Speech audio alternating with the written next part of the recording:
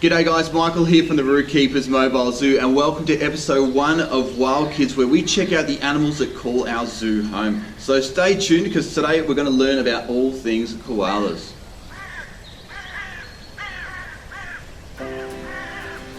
Isn't my job the hardest in the world, getting to cuddle koalas like this on a daily basis, but I don't take it for granted. Now, Winnie here, she's a southern koala, so she's found in the southern parts of Australia, so down here in Victoria and then up the coast towards New South Wales as well.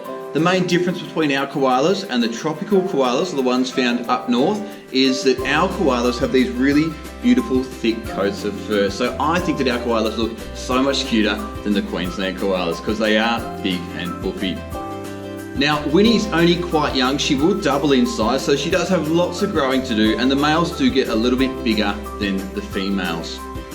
The oldest koala to ever live was a female, and her name was Sarah, and she lived to 24 years old, although most of the time it's around 15 years. So a koala is a marsupial, which means that they have a pouch on their belly and they give birth to immature young.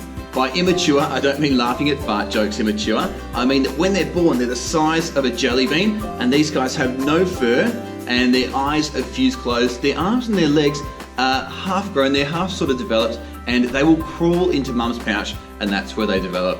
Now, a koala will start to leave its mum after about 6 months, and then after about 12 months, it will become fully independent and go off and live by itself.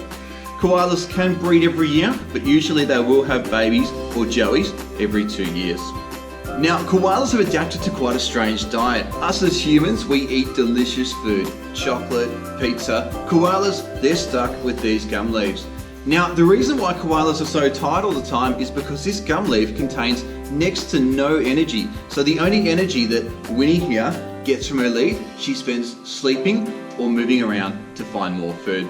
Koalas are mostly active from about 10 o'clock at night till 2 o'clock in the morning. They are night owls, and in that time they will find suitable gum trees to feed. They do eat up to 1 kilogram of gum leaves every single day, and because of that they poo up to 200 times. What a pet. Now, Winnie is half awake at the moment. I've woken her up for this shoot, but she probably would rather be sleeping or eating. But she does sleep for roughly about 18 to 20 hours a day. I usually say that's the same amount as a teenager. One of the biggest problems with koalas is overpopulation. Where we find koalas, places like the Otways, it is absolutely packed to the brim with koalas, and there's just not enough food or trees to sustain them. One of the scariest things about Winnie is she does have 30 teeth and quite a strong jaw pressure, but the thing that scares me the most is her claws.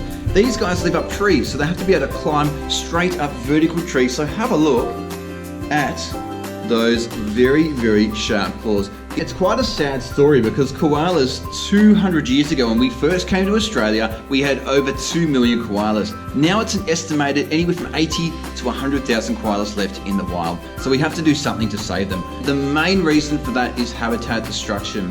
Now, we all love to live near the beach, and koalas, their habitat is Victoria, New South Wales and Queensland, and small parts of South Australia as well.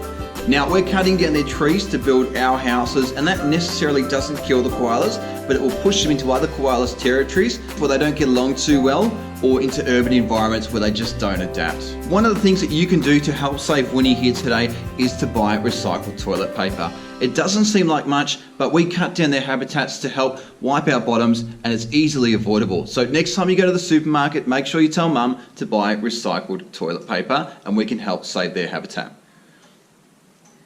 Alright, so it looks like Winnie's about to go to sleep, so we're going to wrap the video up there, but I hope you guys enjoyed this video and learned something new about koalas. One thing that we can do to save koalas is switch to recycled toilet paper and office paper as well. So make that switch, and thanks for watching.